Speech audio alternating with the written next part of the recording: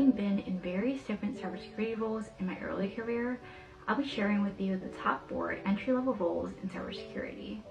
These roles will typically fall into the following: an engineer versus an analyst, as it primarily differentiates the roles that build, aka an engineer, compared to the roles that use those tools to do hands-on work, aka an analyst. The roles we'll be discussing in today's video include cybersecurity analyst / SOC analyst, junior pen testers, cybersecurity engineers, and compliance analysts.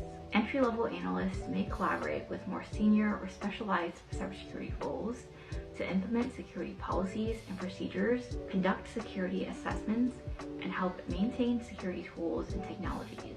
One of the ways I recommend learning the foundational cybersecurity skills you'll need, plus experience with projects and labs, is by taking cybersecurity courses and professional certificates available on Coursera.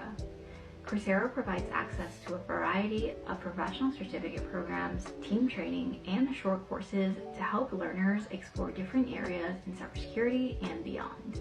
These are self-paced, 100% online courses designed to help learners acquire specific skills and knowledge you can learn from anywhere, anytime, whether you're working full-time, have family commitments, or working through a career change. You can fit learning on Coursera into your schedule.